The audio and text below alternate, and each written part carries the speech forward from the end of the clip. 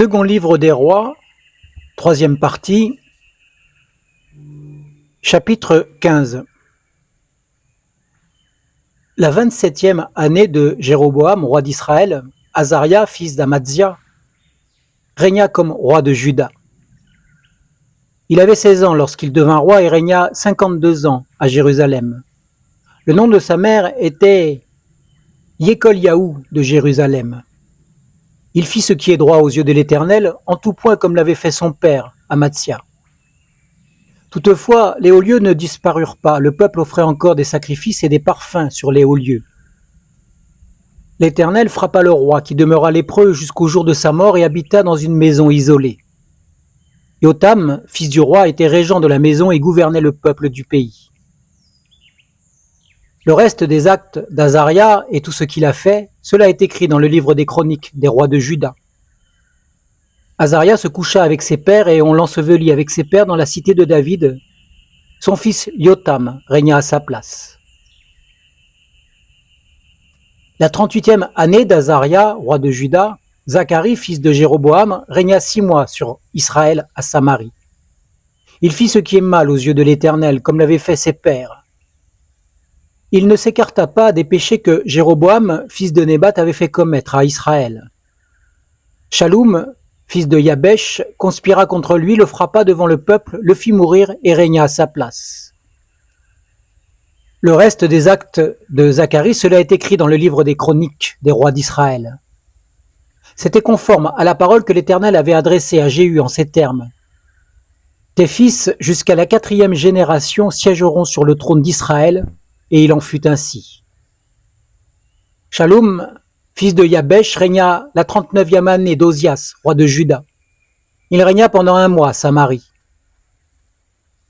Menahem, fils de Gadi, monta de Tirtsa, vint à Samarie et frappa Shaloum, fils de Yabesh, à Samarie. Il le fit mourir et régna à sa place. Le reste des actes de Shaloum et la conspiration qu'il forma, cela est écrit dans le livre des chroniques des rois d'Israël. Alors Menahem frappa Tifsa et tous ceux qui s'y trouvaient avec son territoire depuis Tirtsa. Il la frappa parce qu'elle n'avait pas ouvert ses portes et il fendit le ventre de toutes les femmes enceintes. La 39e année d'Azaria, roi de Juda, Menahem, fils de Gadi, régna sur Israël. Il régna 10 ans à Samarie. Il fit ce qui est mal aux yeux de l'Éternel. Pendant toute sa vie, il ne s'écarta pas des péchés que Jéroboam, fils de Nébat, avait fait commettre à Israël. Poul, roi d'Assyrie, vint dans le pays.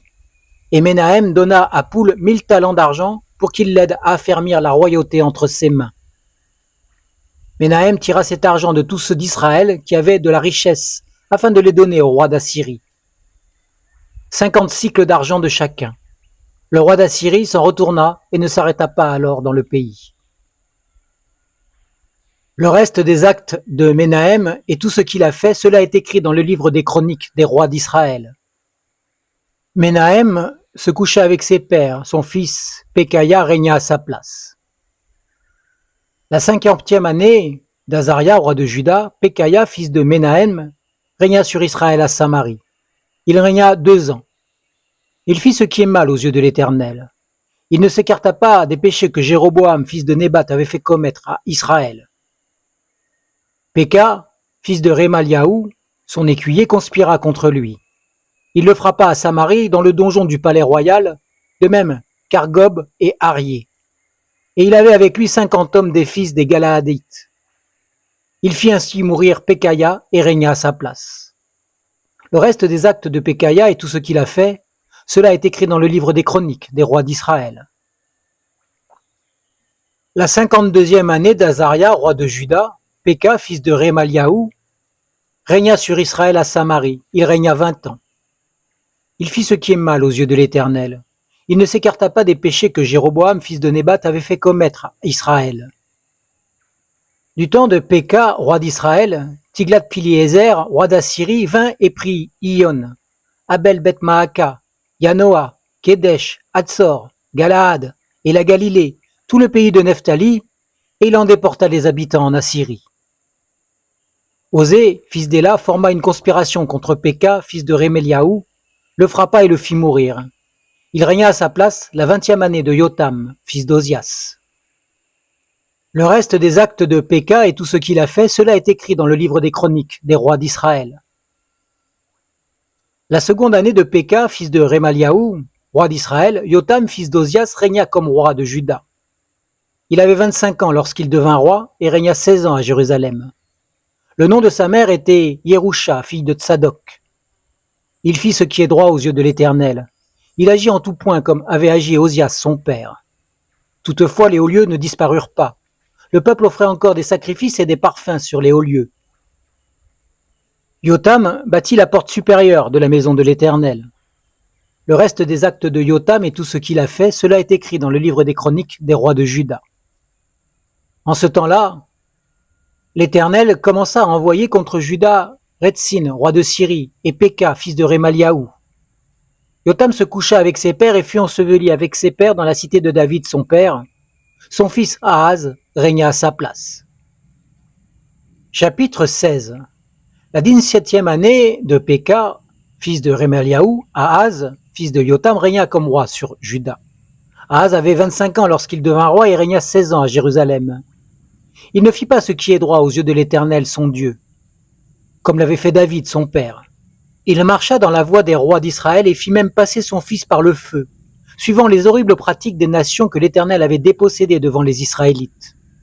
Il offrait des sacrifices et des parfums sur les hauts lieux, sur les collines et sous tout arbre verdoyant. Alors Retsin, roi de Syrie, et Péka, fils de Remaliou, roi d'Israël, montèrent pour faire la guerre à Jérusalem. Ils assiégèrent Ahaz, mais ils ne purent pas le vaincre. En ce même temps, Retsin, roi de Syrie, ramena Élat sous la domination des Syriens. Il expulsa d'Élat les Juifs et les Édomites vinrent à Élat où ils ont habité jusqu'à aujourd'hui. Ahaz envoya des messagers à Tiglath-Pileser, roi d'Assyrie, pour lui dire « Je suis ton serviteur et ton fils, monte pour me sauver de la main du roi de Syrie et de la main du roi d'Israël qui se dresse contre moi. » Ahaz prit l'argent et l'or qui se trouvaient dans la maison de l'Éternel et dans les trésors de la maison du roi, et il les envoya comme présent au roi d'Assyrie. Le roi d'Assyrie l'écouta. Le roi d'Assyrie monta contre Damas, s'en empara, déporta les habitants en captivité à Kir et fit mourir Retsin. Le roi Ahaz se rendit à Damas à la rencontre de Tiglath-Pileser, roi d'Assyrie. Ayant vu l'autel qui était à Damas, le roi Ahaz envoya au sacrificateur Uri la description de l'autel et le modèle de tous ses éléments. Le sacrificateur Uri construisit un autel en tout point conforme aux instructions que le roi Ahaz avait envoyées de Damas, et le sacrificateur Uri le fit avant que le roi Ahaz revienne de Damas. Le roi revint de Damas, vit l'autel, s'en approcha et y monta. Il fit brûler son holocauste et son offrande, versa ses libations et répandit sur l'autel le sang de ses sacrifices de communion. Quant à l'autel de bronze qui était devant l'Éternel, il l'ôta de sa place devant la maison, entre le nouvel autel et la maison de l'Éternel, et il le plaça à côté du nouvel autel vers le nord. Le roi Ahaz donna cet ordre au sacrificateur Uri. Faites brûler sur le grand autel l'holocauste du matin et l'offrande du soir, l'holocauste du roi et son offrande, l'holocauste de tout le peuple du pays avec leur offrande, et versez-y leur libation et répandisez tout le sang des holocaustes et tout le sang des sacrifices. En ce qui concerne l'autel de bronze, je m'en occuperai.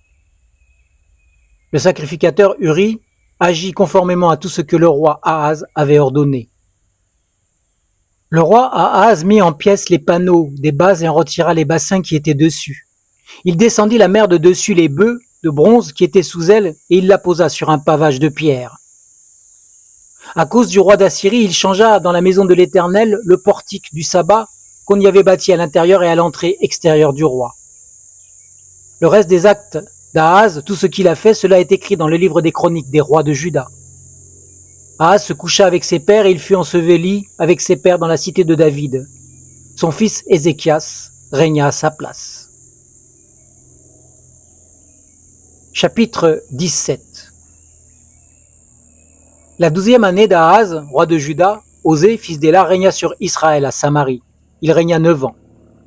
Il fit ce qui est mal aux yeux de l'Éternel. Non pas toutefois comme les rois d'Israël qui l'avaient précédé. Salmanasar, roi d'Assyrie, monta contre lui.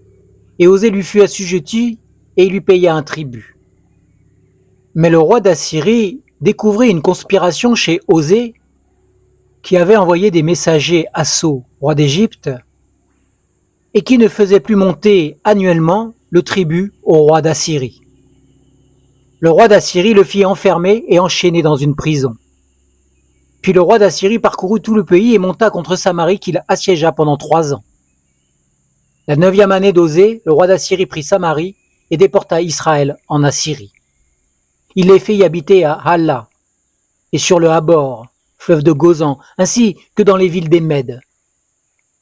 Cela arriva parce que les Israélites ont péché contre l'Éternel, leur Dieu, qui les avait fait monter du pays d'Égypte, hors du pouvoir du Pharaon, roi d'Égypte, et parce qu'ils ont craint d'autres dieux. Ils ont suivi les principes des nations que l'Éternel avait dépossédées devant les Israélites. C'est ce qu'ont fait les rois d'Israël. Les Israélites ont fait en secret contre l'Éternel leur Dieu des choses qu'on ne doit pas faire. Ils se sont bâtis des hauts lieux dans toutes leurs villes, depuis les tours des gardes jusqu'aux villes fortes. Ils se sont dressés des stèles et des poteaux d'Achéra sur toute colline élevée et sous tout arbre verdoyant. Et là ils ont brûlé des parfums sur tous les hauts lieux, comme les nations que l'Éternel avait déportées devant eux. Ils ont fait des choses mauvaises par lesquelles ils irritaient l'Éternel. Ils ont rendu un culte aux idoles au sujet desquelles l'Éternel leur avait dit « Vous ne ferez pas cela ». L'Éternel fit avertir solennellement Israël et Juda par l'intermédiaire de tous ses prophètes, de tous les voyants, et leur dit « Revenez de vos mauvaises voies et observez mes commandements et mes prescriptions en suivant entièrement la loi que j'ai ordonnée à vos pères et que je vous ai donnée par l'intermédiaire de mes serviteurs les prophètes. » Mais ils n'ont pas écouté, ils ont raidi leur nuque, comme l'avaient fait leurs pères qui n'avaient pas cru en l'Éternel leur Dieu. Ils ont rejeté ses prescriptions, l'alliance qu'ils avaient conclue avec leurs pères et les avertissements solennels qui leur avaient été adressés. Ils se sont ralliés à des vanités et se sont rendus eux-mêmes vains. Ils se sont ralliés aux nations qui les entouraient et que l'Éternel leur avait défendu d'imiter. Ils ont abandonné tous les commandements de l'Éternel leur Dieu. Ils se sont fait deux veaux en métal fondu. Ils ont fabriqué des poteaux d'Achéra. Ils se sont prosternés devant toute l'armée des cieux et ils ont rendu un culte à Baal. Ils ont fait passer par le feu leurs fils et leurs filles. Ils ont pratiqué la divination et l'occultisme et se sont vendus pour faire ce qui est mal aux yeux de l'Éternel afin de l'irriter. Aussi, l'Éternel a-t-il éprouvé une vive colère contre Israël et les a-t-il écartés de sa face. Il n'est resté que la seule tribu de Juda. Et même Juda n'avait pas gardé les commandements de l'Éternel son Dieu. Ils avaient marché suivant les principes qu'Israël avait pratiqués. L'Éternel a rejeté toute la descendance d'Israël. Il les a humiliés, il les a livrés entre les mains des pillards, et il a fini par les chasser loin de sa face. Lorsqu'il avait arraché Israël à la maison de David, il avait établi roi Jéroboam, fils de Nabat, et Jéroboam les avait détournés de l'Éternel et avait fait commettre à Israël un grand péché. Les Israélites se sont livrés à tous les péchés que Jéroboam avait commis. Ils ne s'en sont pas écartés jusqu'à ce que l'Éternel ait écarté Israël loin de sa face, comme il l'avait annoncé par l'intermédiaire de tous ses serviteurs, les prophètes. Israël a été déporté loin de son territoire, en Assyrie, où il est resté jusqu'à aujourd'hui. Le roi d'Assyrie fit venir des gens de Babylone, de Kouta, de Hava, de Hamath, de Sepharvaïm. Il les fit habiter dans les villes de Samarie à la place des Israélites. Ils prirent possession de Samarie et habitèrent dans ces villes.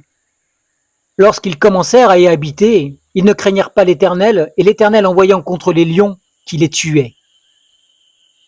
On dit au roi d'Assyrie, les nations que tu as déportées et que tu as fait habiter dans les villes de Samarie ne connaissent pas la religion du Dieu du pays.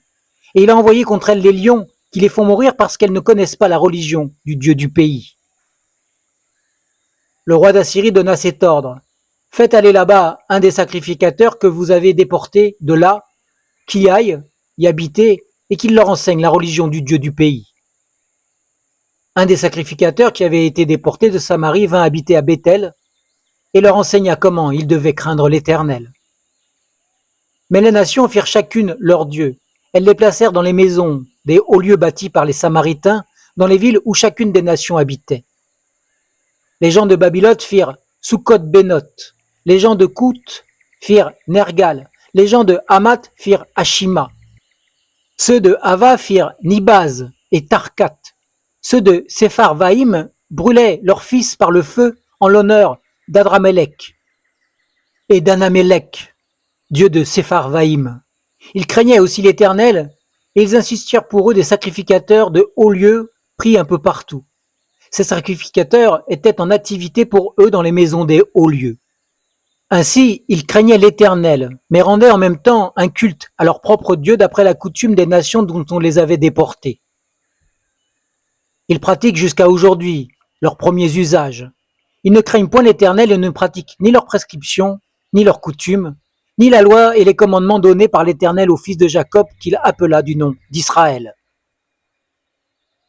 L'Éternel avait conclu une alliance avec eux et leur avait donné cet ordre. Vous ne craindrez pas d'autres dieux, vous ne vous prosternerez pas devant eux, vous ne leur rendrez pas de culte et vous ne leur offrirez pas de sacrifice. Mais vous craindrez l'Éternel qui vous a fait monter du pays d'Égypte avec une grande puissance et à bras étendus. C'est devant lui que vous vous prosternerez et c'est à lui que vous offrirez des sacrifices. Vous observerez et mettrez toujours en pratique les prescriptions, les ordonnances, la loi et le commandement qu'il a écrit pour vous, et vous ne craindrez pas d'autres dieux. Vous n'oublierez pas l'alliance que j'ai conclue avec vous, et vous ne craindrez pas d'autres dieux. Mais vous craindrez l'Éternel, votre Dieu, et il vous délivrera de la main de tous vos ennemis. Ils n'ont pas obéi, et ils pratiquent leurs premières coutumes. Ces nations craignaient l'Éternel et rendaient un culte à leur statut. Leurs fils et les fils de leurs fils agissent jusqu'à aujourd'hui comme leurs pères ont agi. Fin de la troisième partie du second livre des rois.